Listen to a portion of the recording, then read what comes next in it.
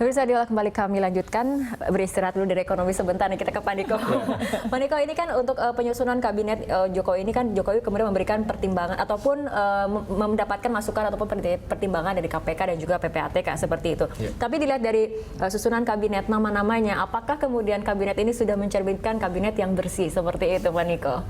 Saya kira kalau dilihat dari nama-nama, setidaknya kita yakin bahwa ini sudah kabinet yang bersih, minimal bebas dari potensi masalah hukum terkait korupsi untuk jangka waktu misalnya kalau ditarik ke belakang itu mungkin ya 2-3 tahun saja. Tapi kalau ditariknya sampai 10 tahun ke belakang kita nggak tahu. Karena pada waktu itu KPK juga belum ada dan mungkin proses mencari bukti dan segala macam itu lebih rumit lagi. Jadi paling tidak awal untuk menseleksi itu sudah bagus. Memang kita sebenarnya kemarin mengharapkan juga ada tes kesehatan dan segala macam supaya jangan sampai nanti kabinet ini masih ada yang punya masalah kesehatan jasmani rohani dan segala macam itu, karena itu juga penting. Jadi tidak hanya bersih dari masalah hukum tapi juga sehat jasmani rohani itu, karena bagaimana juga yang orang bekerja kalau tidak semuanya baik itu pasti akan terganggu kerjanya. Nah, tapi saya kira untuk kabinet kerja ini nantinya akan mendapatkan pengawasan yang luar biasa dari masyarakat. Betul. Dan bahkan mulai hari sekarang ini pun saya kira itu sudah mulai masuk nih berterbaran di media sosial, media online dan seterusnya gitu ya, mengenai bagaimana istilahnya track record maupun juga cerita-cerita ya yang selama ini mungkin belum pernah terungkap ke permukaan mengenai individu-individu yang masuk di dalam kabinet sekarang ini. Tapi mudah-mudahan itu semua sebenarnya hanya masalah yang sifatnya minor, masalah yang sifatnya marginal sehingga tidak mengganggu integritas dari kabinet ini dan juga tidak mengganggu kerja dari kabinet ini.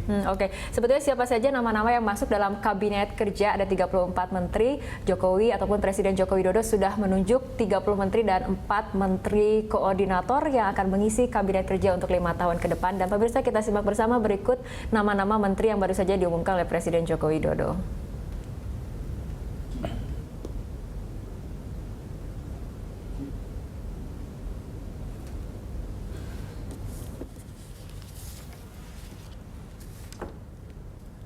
Ya, Pak Niko dan juga Bu Henry mungkin bisa lihat bagaimana kemudian ini adalah nama-nama yang baru saja diumumkan oleh Presiden Joko Widodo untuk Menteri Sekretaris Negara. Ada nama Pratikno, ada Pak Andri Novsyaniago sebagai Kepala Bappenas.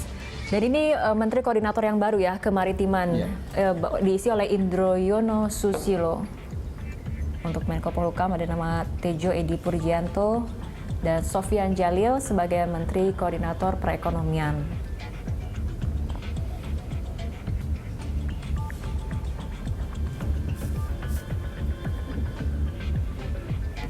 Ini biasanya kita ada Menteri Koordinator Kesejahteraan Rakyat, tapi ini mungkin diubah nomenklaturnya seperti itu menjadi Menko Pembangunan Manusia dan Kebudayaan dan diisi oleh Puan Maharani. Untuk Menteri Perhubungan ada Dirut PT KAI Ignatius Jonan. Nah, ini Menteri Kelautan dan Perikanan diisi oleh Susi Pujiastuti, ada juga Arief Yahya untuk Menteri Pariwisata dan Sudirman Said Menteri ESDM.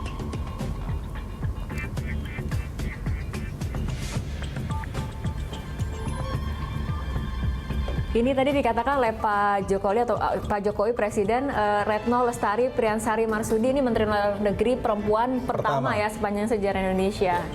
Dan ini juga ada Bapak Riamizard Riyakudu sebagai Menteri Pertahanan. Pak Niko sendiri ada catatan mengenai Menteri Pertahanan? Karena ini saya kira setelah reformasi memang biasanya Menteri Pertahanan itu dari kalangan sipil gitu ya.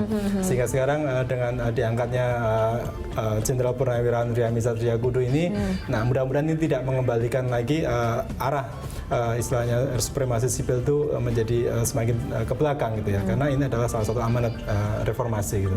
Oke, selanjutnya kita akan lihat lagi Menteri Pemberdayaan Aparatur Negara ada Yudi Krisnandi, Bambang Brojonegoro Menteri Keuangan. Sebelumnya Bu Henry, Pak Bambang ini Wamenkyu ya, seperti itu ya.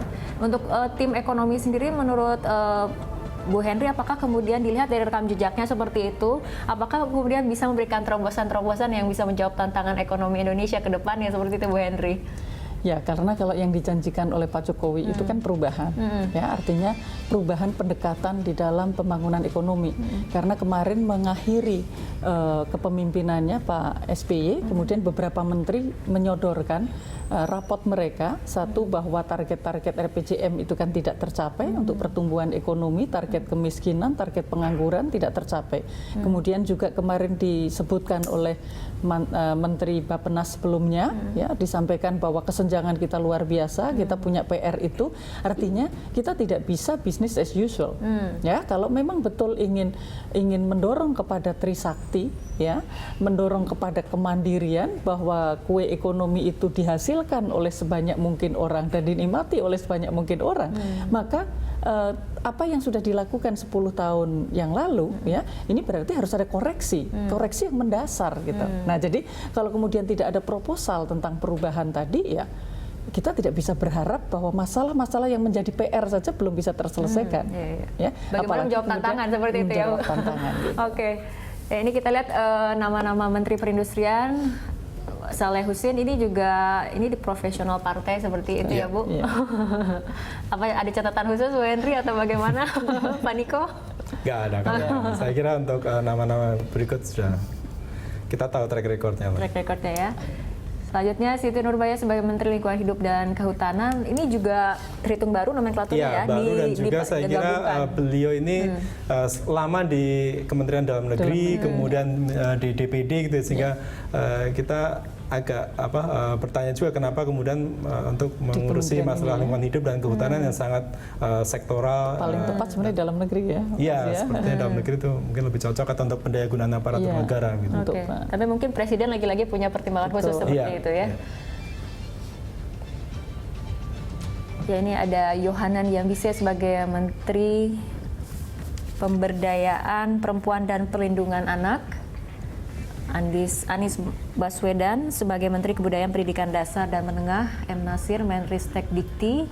Untuk Menteri Pemuda dan Olahraga ada Imam Nahrawi, sementara Marwan Jafar sebagai Menteri PDT dan Transmigrasi. Ya, saya kira ini yang menarik itu adalah nomenklaturnya. Pak Jokowi ini sangat concern dengan yang namanya pembangunan sumber daya manusia. Makanya ada Menko Pembangunan Manusia dan Kebudayaan. Tapi untuk nomenklatur di kementerian yang terkait dengan pendidikan itu malah didahului dengan yang lain.